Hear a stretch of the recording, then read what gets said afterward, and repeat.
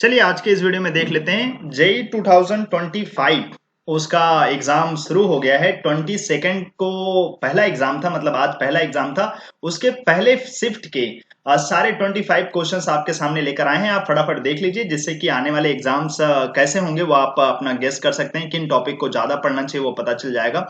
और जो बच्चे अभी 11th में हैं और छोटी क्लासेस में हैं वो चाहें तो देख सकते हैं। उनकी क्यूरियोसिटी के लिए कुछ क्वेश्चंस वो खुद अपने जितना उन्होंने पढ़ा है ना एडवांस के लिए क्लासेस वहां से वो सीख सकते हैं। तो जो बच्चे 2027 नीट और जेई के बैचेस ज्वाइन करना चाहते हैं, जो अपकमिंग 11th क्लास आएगा उसके लिए बैचेस अप्रैल मंथ से शुरू हो जाएंगे। आप ज्वाइन करने के लिए इस कॉन्टेक्ट नंबर पे कॉन्टेक्ट कर सकते हैं। तो शुरू करते हैं। क्वेश्चन नंबर 1 हमसे बॉइलिंग पॉइंट के बारे में पूछा है। मैं बस केवल क्वेश्चन का हिंट देता जाऊंगा, आपको क्वेश्चन खुद करने पड़ेंगे आपको, और आंसर से इसमें बोलते चले जाएंगे। ठीक है, तो बॉइलिंग पॉइंट देखने का तरीका होता है कि आप आई इंटू सी चेक कर लीजिए, उस हिसाब से आ जाएगा। तो सबसे ज्यादा आई इंटू सी आपको थर्ड में मिल जाएगा, इस वजह से थर्ड, सेकंड, वन और सबसे लास्ट में फोर आएगा। थर्ड, सेकंड, वन और फोर, तो पहले का आंसर बन जाएगा अपने पास B option. Next question number 2 की तरफ। Ground state radius of hydrogen atom. और भैया ग्राउंड स्टेट रेडियस दे रखा है, फिर हमसे पूछा है calculate the radius of first excited state of He plus.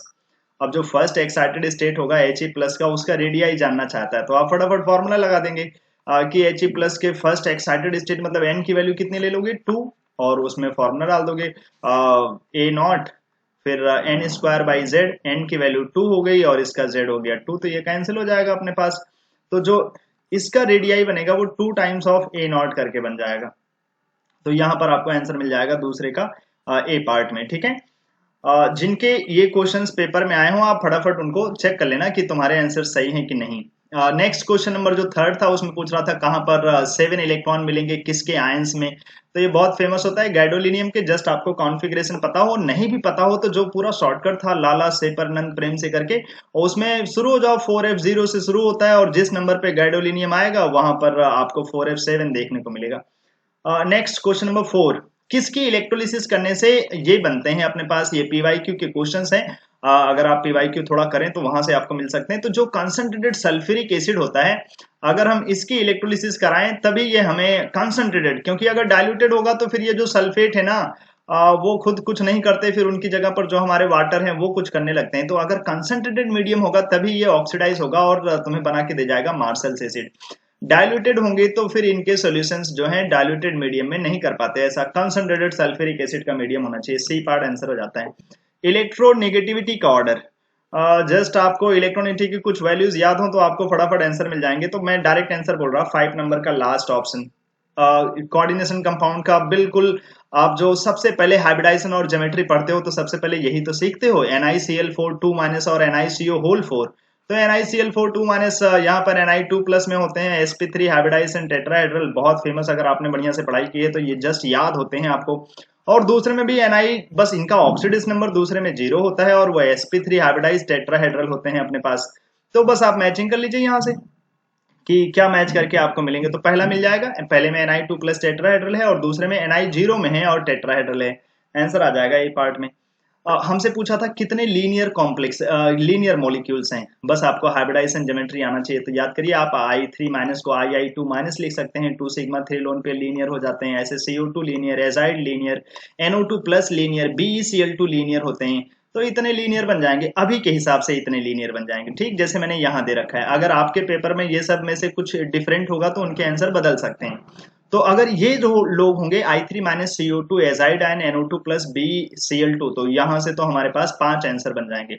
हो सकता है अगर इसमें से कुछ नहीं आया होगा आपके पेपर में तो आंसर आपके 4 या 3 भी बन सकते हैं। तो थोड़ा देख लीजिएगा कि क्वेश्चन में ऐसा तो नहीं कोई मॉलिक्यूल मिसिंग है। नेक्स्ट क्वेश्चन नंबर 8 अपने पास। 1 मोल प्रोपाइन रिएक्ट्स विद सोडियम। अब अगर 1 मोल प्रोपाइन की रिएक्शन कराओगे सोडियम के साथ तो प्रोपाइन में होते हैं एसिडिक H। ये हाइड्रोकार्बन चैप्टर का कितना सिंपल सा क्वेश्चन है। तो जब सोडियम से रिएक्शन कराओगे तो हाइड्रोजन गैस बनाएगा, लेकिन एक ही मोल प्रोपाइन होगा तो एक ही H प्लस मिलेगा, और एक H प्लस हाफ ही हाइड्रोजन गैस दे पाएगा, तो हाफ मोल हाइड्रोजन गैस मिलेगा, करेक्ट हो जाएगा। और दूसरे में है 4 ग्राम इस मॉलिक्यूल का प्रोपाइन का, उसकी हमने सोडामाइड से रिएक्शन की तो हमें अमोनिया गैस मिल गया। उसका वॉल्यूम लिखना चाहता है तो आप वॉल्यूम ऐसे लिख दोगे, किसी भी गैस का वॉल्यूम लिखना है तो लिखिए मोल इंटू 22,400 ml। इतना ml में आ जाता है, तो बस मोल पता कर लीजिए। इसका मास अपॉन मोलर मास करके इसका मोल निकालिए, और जितने मोल इसके होंगे उतने ही मोल आपको अमोनिया के मिलेंगे, और अमोनिया का मोल आ जाएगा, यहाँ डाल दीजिएगा तो आपको मिल जाएगा वॉल्यूम।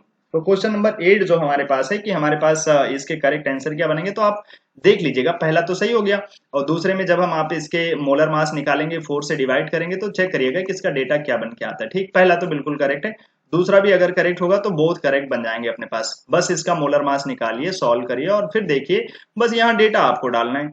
नेक्स्ट क्वेश्चन नंबर 9, और कौन सा एसिड है जो विटामिन भी होता है? क्या सैकरिक एसिड विटामिन होता है? नहीं। एस्पार्टिक एसिड होता है क्या? नहीं। सैकरिक एसिड तो वहां आता है बायोमोलिक्यूल्स में, ऐसे बायोमोलिक्यूल्स में विटामिन भी आते हैं, लेकिन सैकरिक एसिड तो ग्लूकोज को नाइट्रिक एसिड से ऑक्सीडाइज करके बनते हैं। एस्पार्टिक एसिड ये तो अमीन है भैया, वो अल्फा अमीनो एसिड है अपने पास। एडपिक एसिड ये तो केवल डाई कार्बोक्सिलिक एसिड है, लेकिन एस्कॉर्बिक एसिड कितना फेमस एसिड है जो कि विटामिन सी होता है। और क्वेश्चन नंबर 10, आईपिक नेमिंग पूछा था, तो ये बिल्कुल सिंपल होते हैं, ये तो 9th के बच्चे भी कर ले हमारे। जस्ट आपको नाम लिखने आना चाहिए कि 5 पे आएगा मिथॉक्सी कार्बोनाइल और 2 पे आएगा मिथाइल, तो 5 मिथॉक्सी कार्बोनाइल, 2 मिथाइल हेक्सेनोइक एसिड। तो अभी जैसे मैंने 4 ऑप्शन बनाए हैं उस हिसाब से आंसर बन जाएंगे सी पार्ट। पूरे बिल्कुल अच्छे से सजा करके आपके लिए क्वेश्चन लेकर आए हैं। Question number 11 halo alkane hello Erin chapter का है। SN1 मैकेनिज्म आपको पता होना चाहिए, SN1 मैकेनिज्म से रिएक्शन होती है तो कार्बोकेटाइन बनता है। तो आप चेक करिए Cl निकलने के बाद यहाँ जो कार्बोकेटाइन बनेगा वो स्टेबल है कि नहीं, तो बोलेंगे स्टेबल है क्योंकि वो लोन पेयर पा जाएगा, तो ये लोन पेयर स्टेबलाइज कार्बोकेटाइन है, और इसीलिए तो ये SN1 मैकेनिज्म से न्यूक्लियोफिलिक सब्स्टिट्यूशन देगा। और SN1 के लिए फेवरेबल सॉल्वेंट होते हैं पोलर प्रोटिक सॉल्वेंट, तो ये सही बात है। दूसरे में देखिए जहां पर Cl लगा है उसी के पास इतनी भयंकर सारी क्राउडिंग डाल दी, भैया अगर बहुत ज्यादा क्राउडिंग करोगे तो SN2 तो कम से कम इजीली नहीं होगा, वही लिखा है will not undergo SN2 reaction easily, तो सही बात है, क्योंकि ज्यादा क्राउडिंग होने से भले ये कार्बन प्राइमरी है लेकिन उसके जस्ट बगल इतनी भयंकर क्राउडिंग कर दोगे तो उससे भी रेट पे फर्क पड़ता है। SN2 का रेट ऐसे ही तो देखते हैं, क्राउडिंग ज्यादा नहीं होनी चाहिए और प्लस चार्ज की डेंसिटी अच्छी हो, तो अगर ये खींचने वाले ग्रुप होते तो अच्छा होता, लेकिन ये तो सब एल्काइल ग्रुप हैं, तो दोनों ही स्टेटमेंट करेक्ट हो जाएंगे अपने पास, बोथ आर करेक्ट अपने पास, सी पार्ट जैसा आंसर। नेक्स्ट सेम ये तो क्लास 9th ये 11-12 वाले अगर अपने नोट्स देखें तो सेम टू सेम क्वेश्चन आपने कर रखा होगा। ये डी ब्रॉगली वेवलेंथ का किसी इलेक्ट्रॉन के किसी ऑर्बिट में रहने से जो रिलेशन है 2 pi r equals to n lambda, आप बस इस रिलेशन को यूज कर लीजिए। हमसे पूछा है डी ब्रॉगली वेवलेंथ बता दीजिए इलेक्ट्रॉन का जो कि बैठा हुआ है हीलियम के थर्ड एक्साइटेड स्टेट में, तो जस्ट आप जाइए 2 पाई r की वैल्यू डाल दीजिए 0.53 n स्क्वायर बाई z। अब थर्ड एक्साइटेड स्टेट है तो n की वैल्यू क्या बन जाती है 4, और z हीलियम का क्या है 2, और n फोर्थ वही, और लेमडा आपको चाहिए। सॉल्व कर लीजिए यहाँ से तो आपको एंगस्ट्रॉम में डायरेक्ट आंसर मिल जाते हैं, बस फटाफट डाल दीजिएगा 6.64 बन के आएंगे आंसर। क्वेश्चन नंबर 13, कौन है जो फेलिंग रिएजेंट के साथ पॉजिटिव टेस्ट देगा, तो आपको पता होना चाहिए एल्डिहाइड ऐसा देते हैं, लेकिन जो एरोमेटिक एल्डिहाइड होते हैं वो थोड़े कम रिएक्टिव होते हैं तो वो फेलिंग सोल्यूशन के साथ कुछ नहीं करते। ये भी याद रखिएगा, फेलिंग सोल्यूशन ए क्या होता है, फेलिंग सोल्यूशन बी क्या होते हैं। फेलिंग ए होते हैं aqueous copper sulphate, Fehling B होते हैं alkaline solution of basic solution of sodium potassium tartrate C4H4O6। Tartaric acid का भी स्ट्रक्चर अगर आप याद कर लें, टार्टरिक एसिड के आइसोमर्स भी अगर आप याद कर लें तो बड़ी अच्छी बात है। टार्टरिक एसिड वैसे होते हैं इनके मेसोफॉर्म भी एग्जिस्ट करते हैं और इनके एनेंसियमर्स और डाइस्टेरियमर्स भी होते हैं। CHOH दो कायरल कार्बन होते हैं इनके पास, और ऊपर एसिड और नीचे एसिड, दो एसिड होते हैं, उसी का तुम सॉल्ट बनाओ तो बोलते हैं सोडियम पोटेशियम टार्टरेट, जिसका एक नाम और है रॉसेल सॉल्ट करके। तो ऐसे तो पूछा था कौन फेलिंग टेस्ट देगा, तो नॉर्मल एल्डिहाइड दे जाते हैं तो ये दे जाएगा, एरोमेटिक एल्डिहाइड नहीं देंगे। और क्वेश्चन नंबर 14 में ये सेम थोड़ी देर पहले हम लोगों ने एक क्वेश्चन किया था, लेकिन कहीं कहीं पर ऐसा भी डेटा था कि शायद ये रेशियो करके आया था, तो सेम क्वेश्चन आप ऐसे कर सकते हैं कि radius of electron in the ground state of hydrogen is A0, मतलब आप समझ रहे हैं कि ये 0.53 की वैल्यू बोल रहे हैं A0। अब आगे बोल रहा है radius of orbit of electron in He+ in third excited state, तो भैया जो थर्ड एक्साइटेड स्टेट में रेडियस हो जाएगी He+ की, वो बन जाएगा ऐसे, वही A0 लिख दीजिए 0.53 की जगह पर, और n square by z, n की वैल्यू वही थर्ड एक्साइटेड स्टेट मतलब n की वैल्यू 4 बन जाएगा, डिवाइडेड बाई z, हीलियम का Z2 होता है, उसी को A के इक्वल कर दीजिए, तो A0 बाई A आप निकाल लीजिएगा, A0 डिवाइडेड बाई A, तो इस हिसाब से ये आंसर 1/8 बन जाएगा। ठीक है, सेम ही टाइप के क्वेश्चन है, थोड़ी देर पहले देखा था। और क्वेश्चन नंबर 15 हमसे पूछ रहा है कि पहले SnCl2 डाल दोगे तो NO2 कहाँ चला जाएगा, NH2 में। NH2 का दूसरा स्टैंडर्ड रिएक्शन है NaNO2HCl, तो डाई एजोटाइजेशन हो जाएगा, N2 + Cl- में चले जाएंगे, और CuCl HCl दे दोगे तो ये क्या कर जाएंगे, फेमस रिएक्शन जिसको बोलते हैं सैंड मेयर रिएक्शन, यहीं पर आ जाएगा क्लोरोबेंजीन इस डाइजोनियम की जगह पर। और सोडियम ईथर डाल दोगे तो क्या होगा, ये जो क्लोरोबेंजीन है ये फिटिक रिएक्शन कर लेंगे, जिसमें 2 बार ये बेंजीन आपस में जुड़ जाएंगे, तो ये बन जाएगा फिटिक रिएक्शन जैसा। बाईफिनाइल बनेगा, इसका आप मोलर मास निकाल लीजिए, आपको मिल जाएगा 154। यही पूछा था कि इसका फाइनल मोलर मास क्या आएगा।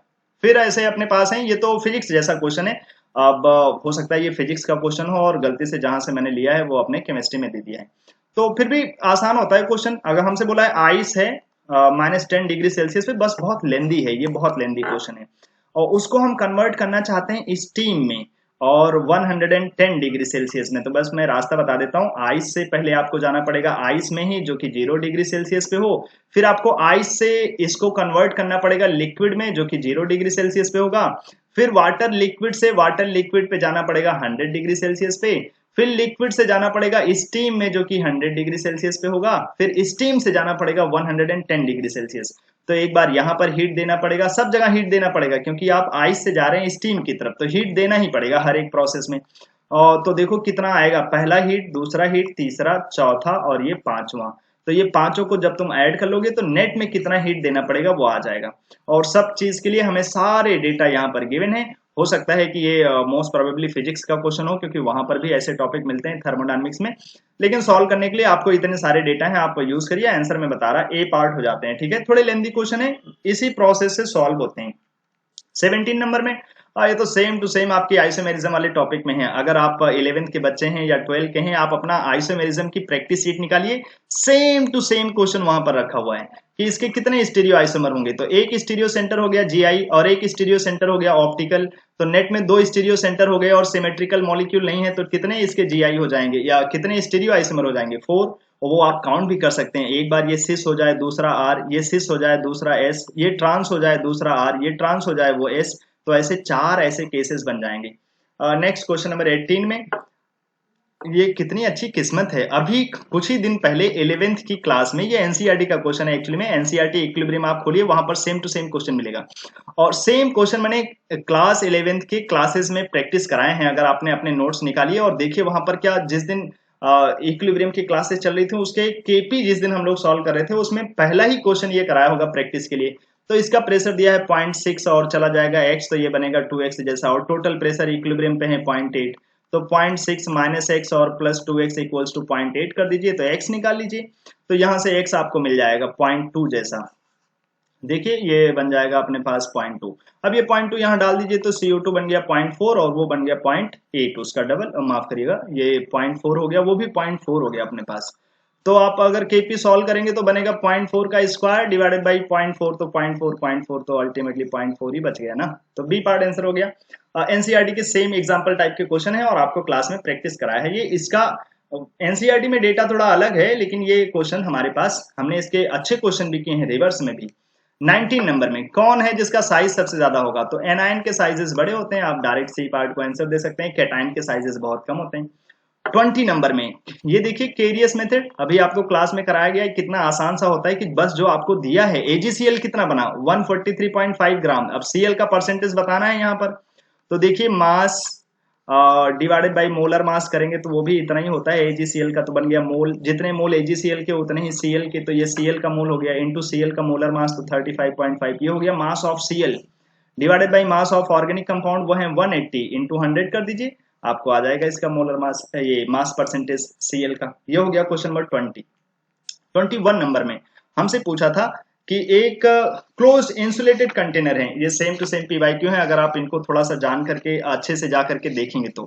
अब बोला है हमारे पास क्लोज इंसुलेटेड है, मतलब हमने इसको चारों तरफ से पैक कर रखा है, कहीं से ये हीट ले नहीं सकता और किसी को ये हीट दे नहीं सकता, इंसुलेटेड है ना, ना एनर्जी ट्रांसफर कर सकता है ना ही हीट ट्रांसफर कर सकता है। तो a liquid is stirred with a paddle too, अब यहाँ पर हमने कुछ डाल दिया और इसको मतलब स्टेयरिंग करा दिया, अंदर समझ लीजिए थोड़ा हलचल मचा दिया, टू इंक्रीज द टेम्परेचर, अब हमने अंदर का टेम्परेचर बढ़ा दिया। Which of the following is true, तो उस हिसाब से क्या हमसे ट्रू पूछा है। तो ऐसी फेमस कंडीशन होती है कि वर्क डन तो जीरो नहीं होगा, लेकिन क्योंकि ये आइसोलेटेड हो गया, एडियाबेटिक प्रोसेस जैसा हो गया, तो वहां पर जो क्यू का प्रोसेस है वो जीरो हो जाएगा, क्यू, और अल्टीमेटली वो सिस्टम अपनी एनर्जी किसी को दे नहीं सकता जो टेम्परेचर आपने बढ़ाया है, तो ये वाला जो डेटा है इंटरनल एनर्जी का चेंज, वो भी अल्टीमेटली क्योंकि इंसुलेटेड है वो सिस्टम, तो ये तो उसी की ही एनर्जी रही होगी जो यहाँ पर यूज हो रहे हैं। तो अल्टीमेटली वो डेटा और ये क्यू के डेटा और दोनों ही जीरो के बराबर हो जाते हैं, लेकिन जो वर्क डन है वो जीरो नहीं होते अपने पास। तो बी पार्ट इसमें आंसर हो जाते हैं। और 21 नंबर में जस्ट हमसे पूछ रहा था बताइए कौन सी मैचिंग करेक्ट है। तो इलेक्ट्रोन्यूट्री की आप मैचिंग देखिए तो बोरॉन कार्बन नाइट्रोजन ऑक्सीजन ये बिल्कुल करेक्ट मैचिंग होती है। कैटायनिक साइजेस देखेंगे तो बेरिलियम और मैग्नीशियम में साइजेस लगभग सेम होते हैं, और कैटायनिक साइजेस में लिथियम बड़ा हो जाता है, लेकिन ये साइजेस गलत लिखा हुआ है यहाँ पर। मेटेलिक करेक्टर तो पोटेशियम मैग्नीशियम एल्यूमिनियम ये भी मेटेलिक करेक्टर के हिसाब से सही है। अगर आप देखिए तो पोटेशियम, ये सोडियम के नीचे पोटेशियम, सोडियम के आगे जाएंगे तो मैग्नीशियम फिर एल्यूमिनियम, तो मेटेलिक करेक्टर ऐसे बढ़ेगा, ये भी करेक्ट है। इलेक्ट्रॉन एफिनिटी, तो इलेक्ट्रॉन एफिनिटी में तो भैया इलेक्ट्रॉन गेन इंथैल्पी की बात करें तो वहां पर क्लोरीन अच्छे होते हैं फ्लोरीन से, और लेकिन इलेक्ट्रॉन एफिनिटी में ऐसे नहीं लिखते, यहाँ पर फ्लोरीन क्लोरीन ब्रोमीन आयोडीन ही लिखते हैं, तो ये डेटा गलत है। ऐसे इसका आंसर हमारे पास सबसे सुटेबल आंसर है ए पार्ट, क्योंकि वो सबसे सिंपल इलेक्ट्रोनिटी का ऑर्डर दिया गया है। क्वेश्चन नंबर 23, ये तो एटॉमिक स्ट्रक्चर का क्वेश्चन है। अगर आप अपनी प्रैक्टिस शीट देखिए कैसे क्वेश्चन ये किया होगा। वर्क फंक्शन दे रखा है और बोल रहा है इतनी वेवलेंथ हम लेकर आ रहे हैं, तो अगर इंसिडेंट लाइट की वेवलेंथ है 500 नैनोमीटर, तो क्या सीजियम या फ्रेंसियम कौन होगा जो रेडियो एक्टिविटी दिखाएगा? तो हम चेक कर लेते हैं फटाफट। देख लीजिए ये जो इंसिडेंट लाइट है उसने एनर्जी कितनी बनाई होगी, तो hc/λ। अगर आप इसको 12400 लिखें और लेमडा को लिख दीजिए नैनोमीटर की जगह पर एंगस्ट्रॉम में, तो एक जीरो और बढ़ा दीजिए। अब जब ये सॉल्व करेंगे तो एनर्जी मिलेगा इलेक्ट्रॉन वोल्ट, इसको सॉल्व कर लीजिए, ये 2.4 समथिंग बन जाएंगे इलेक्ट्रॉन वोल्ट में। अब अगर ये एनर्जी आई है ज्यादा किसके रिस्पेक्ट में, सीजियम की, तो जिसका वर्क फंक्शन सेटिस्फाई हो जाएगा, ज्यादा एनर्जी होगी तो वो इलेक्ट्रॉन निकल के भागेगा भी, और जो फोटो इलेक्ट्रिक इफेक्ट का फिनोमिना है वो देखने को मिलेगा सीजियम में। लेकिन फ्रेंसियम में क्योंकि उसका जो वर्क फंक्शन है वो ज्यादा है 2.4 से, तो वहां पर ये फिनोमिना देखने को नहीं मिलेगा, तो ओनली सीजियम में देखने को मिलेगा। नेक्स्ट क्वेश्चन नंबर 24, ये तो जस्ट आप अपने जीओसी के टॉपिक्स को थोड़ा सा भी पढ़िए या हाइड्रोकार्बन, तो देखिए सिस टू ब्यूटीन, तो हमने कभी देखा है जो सिस फॉर्म होते हैं उनका बॉइलिंग पॉइंट ज्यादा होता है, लेकिन जो ट्रांसफॉर्म होते हैं उनका मेल्टिंग पॉइंट, तो melting point sis to butene का ग्रेटर होगा, यही बात गलत है। मेल्टिंग पॉइंट नहीं, मेल्टिंग पॉइंट हमेशा सिमेट्रिकल मॉलिक्यूल का ज्यादा होता है। और तो सब सिंपल सिंपल है अपने पास। इनकरेक्ट पूछा था तो 2 butene can have 2 geometrical isomers, तो सही होते हैं। डाइपोल मोमेंट सिस का ज्यादा होता है, सही है। In trans isomer identical groups are opposite direction, भैया ये तो सब जानते हैं, ट्रांस बनाने होते हैं तो अपोजिट में हम रखते हैं इनके ग्रुप्स को, ठीक है। तो 24 के आंसर बन जाएंगे A part. Next question number 25, first order kinetics के रिलेटेड ये क्वेश्चन था कि जो इसका हाफ लाइफ है, अब अगर आप हाफ लाइफ लिखें तो ये ln2/k बन जाते हैं, ये करेक्ट होते हैं। डीके कांस्टेंट मतलब rate constant does not depends upon temperature, ये बिल्कुल गलत बात होती है। टेम्परेचर आप बढ़ाएंगे तो प्रोसेस फास्ट हो जाएगा, और जैसे जैसे प्रोसेस फास्ट होगा तो मतलब टाइम कम लगेगा, तो अपने आप जो उसका रेट कांस्टेंट है वो बढ़ जाएगा। रेट कांस्टेंट टेम्परेचर से हमेशा बढ़ते हैं, और ये तो नेचुरल स्टेटमेंट है, तो यही गलत स्टेटमेंट है बी वाला, तो बी इनकरेक्ट हो गया अपने पास। Decay constant increases with temperature, हमेशा सारे तरीके के ऑर्डर के लिए हमेशा रेट कांस्टेंट जो है टेम्परेचर बढ़ाने से बढ़ते हैं। Amount of radioactive substance remained after 3 half life, तो ये तो वो सीरीज हो गई C0 से C0/2, एक हाफ लाइफ के बाद फिर C0/4, 2 हाफ लाइफ के बाद फिर C0/8, थर्ड हाफ लाइफ के बाद, तो थर्ड हाफ लाइफ के बाद 1/8 ही तो बचेगा ओरिजिनल अमाउंट का, तो ये सही है। ये सारे स्टेटमेंट सही हैं, बस जो ये बी वाला है वो इनकरेक्ट है, तो बी हो जाएगा आंसर, ठीक है। तो हम लोगों ने देख लिए सारे 25 क्वेश्चन, ये शिफ्ट 1 के थे 22 जनवरी के, ठीक है। आपको किसी क्वेश्चन में प्रॉब्लम है या आपको लगता है कि कोई क्वेश्चन हमने यहाँ पर मिस कर दिया, नहीं लिया, तो आप कमेंट में बता सकते हैं। आपके स्कोर कैसे हुए, आपके टेस्ट ये जो एग्जाम था जेई का वो कैसा गया, आप कमेंट में बोल सकते हैं। और जिन बच्चों को फ्रेश आने वाले बैचेस में 11th में 9th में 10th में ज्वाइन होना है, तो आप इस कॉन्टेक्ट पे ज्वाइन कर सकते हैं, बोल सकते हैं। और जेई के स्पेशल एडवांस के भी बैचेस स्टार्ट हो रहे हैं अप्रैल से, और बस फटाफट ज्वाइन करिए और अप्रैल से धमाकेदार क्लासेस करिए उसकी। इस वीडियो में इतना रखते हैं, तब तक के लिए बाय बाय, टाटा।